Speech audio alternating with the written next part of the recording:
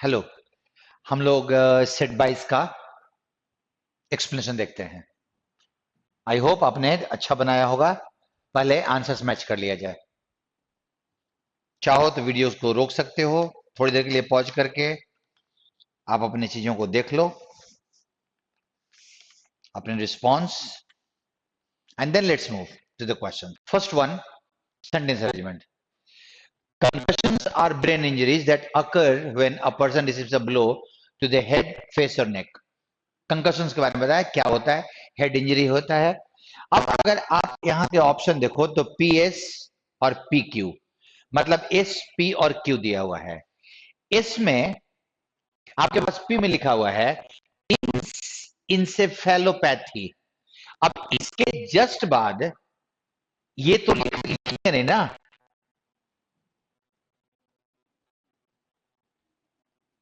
हम तो इंसेफेलोपैथी तो लिख नहीं सकते हैं क्योंकि इंसेफेलोपैथी यहां पे है। तो तुम्हारा आर के बाद आएगा, पहले आर आएगा फिर पी आएगा, और आर और पी को तुम टारगेट करो अगर, तो तुम्हारे पास एक यहां है एक यहां है।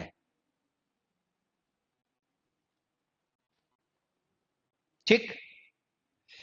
अब जरा इसके बाद का आप क्वेश्चन देखो कि क्या क्यों रख सकते हैं the long term effect one के बाद, जबकि यहां पे दिया हुआ है शुरुआत के दौर में।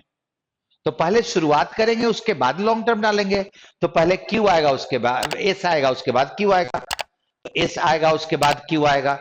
यहां पर तो देखो तो क्यू पहले दे दिया लॉन्ग टर्म और बाद में इनिशियली दे रखा है। सो तुम्हारा आंसर सी चला जाएगा। तुम ध्यान दो, कभी भी चारों सेंटेंस को पढ़ के नहीं, उसमें लगे हुए शब्दों के बेस पे मैं बनाता हूं, क्योंकि टाइम आपके पास एक फैक्टर है। They are not laying down the arms, arms are not being laid down. Simple है, प्रेजेंट कंटिन्यूअस है तो उसी का पैसिव बनेगा। At certain seasons, some areas on Mars are subjects to, ये क्वेश्चन बड़ा अच्छा था। और अब आप ध्यान दो, इस सब्जेक्ट में इस नहीं लगेगा, एरर यही है। अब इसका कारण यह है कि ये सब्जेक्ट एडजेक्टिव है। एडजेक्टिव में कभी एस नहीं लगता। सब्जेक्ट एज ए नाउन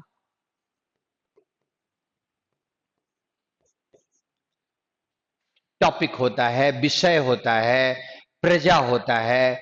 जैसे राजा का प्रजा जो होता है ना, तो वहां प्रजा के लिए सब्जेक्ट इस्तेमाल करते हैं।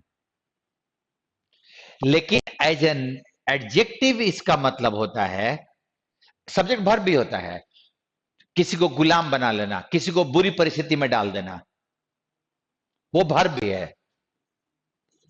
और एडजेक्टिव के तौर पे आप याद करना, जब आप कभी पढ़ते हो, अपने टीवी में देखते हो, mutual funds are subject to market risk, तो आर के बाद सब्जेक्ट जो वर्ड लिखा हुआ है, तो ये वर्ब तो नहीं हो सकता। अब अगर ये नाउन होगा तो उसका मतलब विषय हो जाएगा, टॉपिक है। जबकि सब्जेक्ट के साथ हम टू नहीं लगाते, सब्जेक्ट टू इकोनॉमिक्स नहीं बोलते, सब्जेक्ट ऑफ इकोनॉमिक्स बोलते हैं। So as an adjective subject के साथ प्रीपोजिशन लगता है टू, और इसका होता है likely to be under the condition, जिस किसी परिस्थिति में होने की संभावना, होना, संभावना से ग्रसित। Mutual funds are subject to market risk, market risk की परिस्थिति में वो पड़ सकता है। और चूंकि ये सब्जेक्ट था एडजेक्टिव, इसीलिए इसमें एस नहीं लगेगा। अगर आपने बनाया है बिना गेस के, ये जानते हुए, तो ब्रिलियंट था ये आपका। Next please. A foreigner who settles in a country. अब ये दोनों वर्ड हमेशा परेशान करता है। क्या होता है कि कोई व्यक्ति है, अ पर्सन, वो किसी अदर कंट्री में जा रहा है, सेटल हो गया वहां पे। तो आप ये ध्यान रखो कि ये जिस देश में है, इस देश के लोगों के लिए वो जा रहा है और इस देश के लोगों के लिए वो आ रहा है। ये अपना देश छोड़ के जा रहा है और यहां के लोगों के लिए, जिस देश में वो जा रहा है, किसी देश को छोड़कर आ रहा है। तो जो जा रहा है मतलब अगर मैं देखूं मेरे देश से कोई जा रहा है तो मेरे लिए वो इमिग्रेंट है, इमिग्रेंट है। और जहां वो जा रहा है, अगर अमेरिका वो गया तो अमेरिका के लोगों के लिए वो IMMI इमिग्रेंट है। वहां के यही आदमी कौन देख रहा है उसके बेस पे डिसाइड होता है। अब जरा देखो, a foreigner who settles in a country, जो किसी कंट्री में सेटल हो जाए तो वो उस देश में सेटल हो गया, तो वहां के लिए तो वो यहां से छोड़ के जा रहा है ना। One who comes to another country, वो जाके सेटल हो रहा है, वो वहां पे वहां के लोगों के लिए आके सेटल होता तो वो IMMI वाला होता। सो जो जाता है वो EMI, जो आता है वो IMMI। करेक्टली स्पेल्ड, बहुत आराम से। एग्जिबिट का एक्सट्रैक्ट, एक्सहेल सांस छोड़ना, और एग्जॉस्ट समाप्त करना।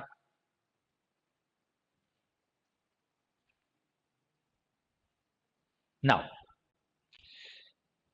यहां पे आप अभी भी देख लीजिए, एक वर्ब से फॉर्म, एक कंजंक्शन का फॉर्म।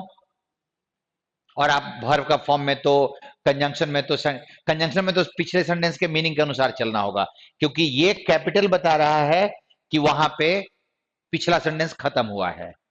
सो हम लोग पढ़ते हैं, Mount Agung is a volcano on a popular tourist island of Bali in Indonesia. The volcano dash in November 2017। वो वोल्केनो में जो मतलब विस्फोट हुआ। अब बॉम्ब के लिए आप एक्सप्लोड लगाते हो, वोल्केनो के लिए इरप्शन होता है। ज्वालामुखी का विस्फोट के लिए एक्सप्लोड नहीं लगाते, इरप्शन लगाते हैं। That volcano erupted, blast bomb bomb आदि के लिए लगता है। और फायर तो आग आग लगाने वाली चीजों के लिए, वोल्केनो के लिए एकमात्र वर्ड है ये। That volcano erupted, more than 1,34,000 people were dash to safe areas. उनको सेफ एरियाज में पहुंचा दिया गया। जरा सोचो तो, एग्जिटेड, लेफ्ट। जब यहां दिया हुआ है वेयर, तो याद रखना किसी ने पहुंचाया है, पैसिव वॉइस। यहां पे डालोगे जब भी3 तो ये पैसिव वॉइस होगा। अगर ये वेयर नहीं होता तो लेफ्ट हो जाता। समझिएगा, अबैंडन तो मीनिंग ही नहीं जाएगा। इवैक्यूएट होता है किसी को मुश्किल परिस्थिति से बाहर निकालना, मुश्किल जगह से बाहर निकालना। कोई कहीं बाढ़ में फंसा हुआ है तो हम लोग उसको इवैक्यूएट करते हैं। तो इतने से लाख लोगों को, 1,34,000 लोगों को इवैक्यूएट किया गया टू सेफ एरियाज। उनको वहां से हटा के सेफ एरियाज में पहुंचा दिया गया इन एवलांच। और चूंकि पास दिया हुआ है, तो अब जरा ध्यान देना, हैड हाउस्ड और वेयर हाउस्ड में अंतर। अब तुम सोचो कि हैड प्लस भी3 एक्टिव, वेयर प्लस भी3 पैसिव। अगर वेयर के साथ भी3 लगाओ तो पैसिव, और हैड के साथ भी3 लगाओ तो एक्टिव। तो जब दे हैड हाउस्ड का मतलब उन्होंने घर दिया, और दे वेयर हाउस्ड का मतलब उनको सेटल किया गया। गेटिंग? उन्होंने नहीं सेटल किया, उनको सेटल किया गया। So they were housed far away from the volcano dash some had refused to leave, but but का मीनिंग है ना, कुछ लोगों ने रिफ्यूज कर दिया कि वो नहीं जाएंगे, तो बट का मीनिंग चाहिए तो तुम्हारे पास बट का मीनिंग, तो मैं शुरुआत से बोल रहा हूं कि जब हाउएवर पढ़ते हो तो बट पढ़ो इसको, लेकिन कुछ लोगों ने जाने से मना कर दिया। These people did not want to leave their homes, want का मीनिंग चाहिए। अब विश तो अच्छी इच्छा हमारे मन में जगती है, I wish I were a king, desire है ना। लॉन्ग के साथ फॉर प्रीपोजिशन लगता है एज अ वर्ब, तो इसका मतलब डिजायर हो जाता। लॉन्ग के साथ फॉर लगेगा तो डिजायर का मीनिंग दे देगा वो। Next question, इंपर्टिनेंट। इंपर्टिनेंट का मतलब होता है वही एरोगेंट वाला मीनिंग, उदंड, और मोडेस्ट का मतलब humble.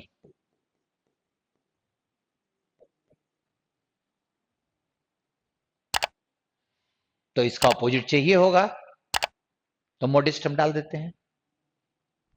Next question, dash can prove fatal when operating complicated machines. जब आप कॉम्प्लिकेटेड मशीन्स को ऑपरेट कर रहे हो तो that can prove fatal, fatal मतलब जानलेवा, घातक, लीथल, जानलेवा हो सकता है। सोचो तो, थकावट, डिस्टरबेंस, नर्वसनेस या लापरवाही, लापरवाही जानलेवा हो सकती है। Next please, ऑलेगॉग। ऑलेगॉग का मतलब होता है किसी बात को लेकर पूरे उत्साह में, उस चीज का पूरे उत्साह से हम प्रतीक्षा कर रहे हैं, सो उसको हम लोग एक्सपेक्टेंट ही लेंगे। इंथुजियास्टिक अगर हम बोले तो भी सही था, लेकिन उसने डायरेक्ट मीनिंग डाल के थोड़ा सा घुमा दिया, एक्सपेक्टेंट, उत्साह में किसी बात को लेके। Why did you not throw, चूंकि सेंटेंस इंट्रोगेटिव है तो डिड तो बाहर आएगा, तो ये तुम्हारा कैंसिल हो गया। हैड यू नॉट थ्रोन होता, क्योंकि हैड लगा है तो V3 आता। अब डिड यू नॉट थ्रू, यहां पे भी V2 दे दिया, थ्रो, थ्रू, थ्रोन, तो डिड बाहर लगा हुआ है तो आप उसको थ्रो वाले वर्ड को ले लो, आसान था, that was not a big issue. Let me come in, the student said, told, requested, अभी छोड़ देते हैं, टोल्ड तो नहीं जाएगा क्योंकि ऑब्जेक्ट नहीं है। इफ, अच्छा, दैट और इफ एक साथ हम इस्तेमाल करेंगे दो सेंटेंस को जोड़ने के लिए, दो conjunction. The student requested that he might be allowed to come in. अब जब ये लेट मी कम इन उसने दिया तो लेट एक वर्ब से सेंटेंस शुरू किया है, तो ये इंपेरेटिव सेंटेंस हो गया, let me go, to allow him to go. तो उस हिसाब से तुम्हारा इंपेरेटिव सेंटेंस को बनाने के लिए तो सीधा to be one, the thief said do not move, the thief said not to move, सीधा टू बी वन से बनता है। ये बड़ा एक अच्छा वर्ड था। आखिर मिनिमम का लोएस्ट क्यों होगा? हम मिनिमम का कम वाले मात्रा में क्यों नहीं ले सकते? जरा सोचना कि इस चीज का मिनिमम क्वालिफिकेशन ये है, मिनिमम प्राइस ये है, मतलब एक लिमिट जब सेट किया जाता है ना तो उसके लिए मिनिमम इस्तेमाल किया जाता है। कम से कम इतना होना चाहिए, होना चाहिए, गेटिंग? एक लिमिट सेट करने के लिए हम मिनिमम का इस्तेमाल करते हैं, जबकि मिनिमल का मतलब होता है बहुत कम। There has been minimal growth in this. आप दोनों को एक जगह पे इस्तेमाल नहीं कर सकते, जहां मिनिमम वहां मिनिमल नहीं कर सकते। हमारे देश में बहुत कम ग्रोथ हुआ है तो मिनिमल ग्रोथ हम बोल सकते हैं। मिनिमम ग्रोथ करना होगा जब हम एक पैरामीटर बनाएंगे, उस पैरामीटर पे जो कितना होना चाहिए, कम से कम का कितना होना चाहिए वो। सो अगर आप बोलो तो इसका मतलब बहुत कम, और इसका मतलब कम से कम, फॉर लिमिट से भी सेट करने के लिए। और इसीलिए मिनिमम का मिनिमल नहीं होगा, मिनिमल का लिटिल हो सकता है, मिएगर हो सकता है, सिनोनिम। इसका ये तीनों सिनोनिम हो सकते हैं, क्योंकि उसका मतलब ये होता है बहुत कम। तो लिटिल का भी मतलब कम, मीगर का भी मतलब बहुत कम है। लेकिन लोएस्ट जब हम करेंगे तो वो लोएस्ट स्केल पे आ जाएगा, और स्केल वाले चीजों में मिनिमम और लोएस्ट चला जाएगा। अच्छा क्वेश्चन था। आई होप कि तुमको एक्सप्लेनेशन में मजा आया होगा इसके। प्लमेट, प्लमेट का मतलब बहुत तेजी से कम होना। अगर इसमें अपोजिट दिया हुआ है तो बढ़ने के सेंस में। ये वर्ड चेक करना तुम्हारा स्टॉक कैसा है। Next please. देखो, इसको मैं जब देखा ना तो मेरे को लगा some octopi use this cloud of ink, others use the cloud of ink. तो सम और अदर तो एक साथ आना है। Some boys are this, other boys are this. तो पी और क्यू को अगर एक साथ रखें तो ये कैंसिल हो गया, ये कैंसिल हो गया। अब तुम्हारे पास लिखा हुआ है the most well known of octopi defence mechanism is ability to, उसका ऑक्टोपस का जो डिफेंस मैकेनिज्म होता है कि वो एक ब्लू रंग का cloud of ink into the water, पानी में इंक छोड़ता है। अब उसके बाद बट लगा के, बट हम लगा के कैसे लिखेंगे जब तुम्हारे पास ऑलरेडी है। कुछ लोग इस क्लाउड ऑफ इंक को, कुछ ऑक्टोपस इस क्लाउड ऑफ इंक को ये करते हैं, बाकी ये करते हैं। तो तुम्हारा बहुत क्लियर है कि वन के बाद पी, पी के बाद क्यू, ये ज्यादा मुश्किल वाला नहीं था, आप लोगों का सही बना होगा। As an artist Raju is as good if not better than Ramesh. आप डिग्री में एक होता है कि आप पॉजिटिव और कंपैरेटिव डिग्री को एक ही सेंटेंस में लिख सकते हो, बट जब सुपरलेटिव इस्तेमाल करते हो तो सुपरलेटिव के साथ पॉजिटिव और कंपैरेटिव नहीं आ सकता। एक्चुअली जब एक ही स्ट्रक्चर में पॉजिटिव और कंपैरेटिव लिखना हो, जैसे मैं लिखूं Ram is as good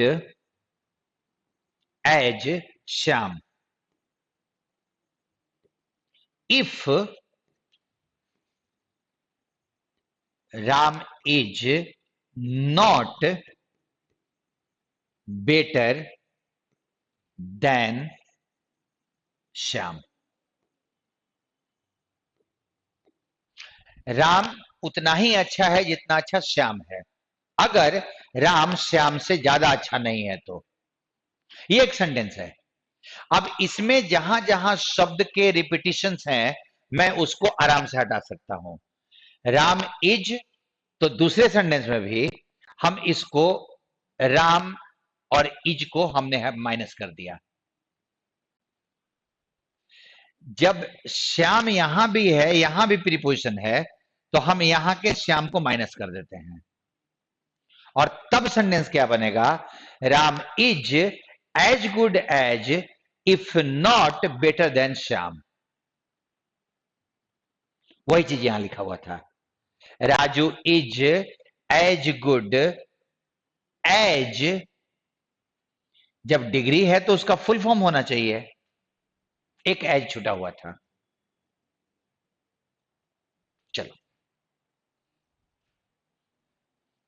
I was dash when my cousin from America called on me. जब मेरा कजिन मेरे से मिलने आया तो मैं बहुत खुश हो गया। आई वॉज डिलाइटेड होता तो तुम्हारा ऑप्शन नंबर बी सही होता। आई वॉज चीयरफुल होता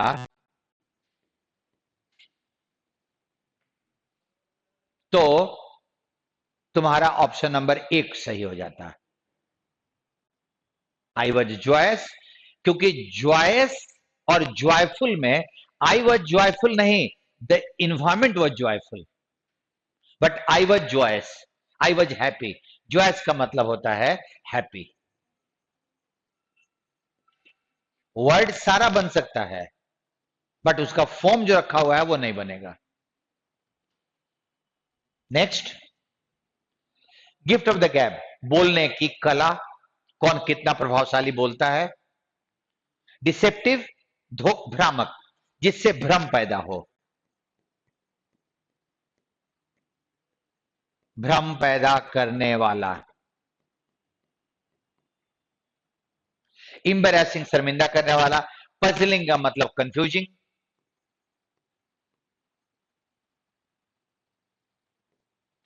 सो बोलने के लिए gift of the gab. Next, one day we landed on a island, एन होता, covered with several sorts of fruits. अब जरा ऑप्शन देखो तो दो में एस, दो में पी। इसमें लिखा हुआ है we walked in the meadows along the streams that watered them. हम लोग उस मैदान में, मतलब वो बगीचा में टाइप का चीज चीज था, वहां हम लोग घूमे, इधर उधर हमने हमने देखा घूम के। पी में लिखा हुआ है but we could not see, sorry, but we could see neither man, लेकिन हमें कोई नहीं दिखाई पड़ा। तो वन के बाद का तो कोई मतलब ही नहीं बनता है, वन के बाद पी का कोई मतलब नहीं बनता है, अब पी का मतलब नहीं बनेगा तो ये दोनों कैंसिल हो गया। बाकी एस के बाद अब जरा देखो कि पी आएगा क्यू आएगा। अब आप घूमो इधर उधर, लेकिन आपको कोई दिखाई नहीं पड़ा, पी तो आना ही आना है। अब क्यू में while some diverted themselves with gathering flower, I took my wine and provisions and sat near a stream. So तुम्हारा ऑप्शन बहुत क्लियर है कि तुम्हारा ये वाला जाएगा ना। हम लोगों ने चारों तरफ हम लोग घूमे, मुझे कोई आदमी नहीं दिखाई पड़ा। कुछ लोगों ने अपने आप को फूल उल चुनने में लगा दिया, मैं अपना खाने पीने का सामान लेके बैठ गया। I made a good meal, मैंने बहुत अच्छे से खाना खाया। क्यों के बाद आर ही आएगा। सो कहानी बहुत आसान थी। They have painted the house green. The house has been painted. हाँ, एक चीज बताना है आप लोगों को कि कभी अगर आप देखो, अगर मैं द हाउस, अगर बाय द वे यहां पे हैज होता तब भी आंसर आपका सी ही आता। कभी अगर सेम चीजें रहें यहां दूर तक, और एक में बाई प्लस एजेंट दिया हुआ हो और एक में नहीं दिया हुआ हो, तो तुम बाई प्लस एजेंट वाले को चुनना। अगर यहां हैज भी होता ना तो भी आंसर सी ही होता, ये ध्यान रखना। बाकी सारे शब्द सेम हो, एक में बाई प्लस एजेंट लगा हुआ है, एक में नहीं लगा हुआ है, तो बाई प्लस एजेंट वाले को चुन लेना। Next please.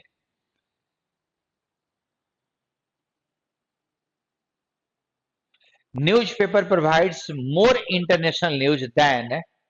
अब इंटरनेशनल का उल्टा क्या, डोमेस्टिक या नेशनल? ज्यादातर न्यूज़पेपर इंटरनेशनल न्यूज देते हैं than national news. Domestic news नहीं होता है, घर का न्यूज थोड़ी होता है कि किसी घर में क्या बना है। नेक्स्ट, अचीव का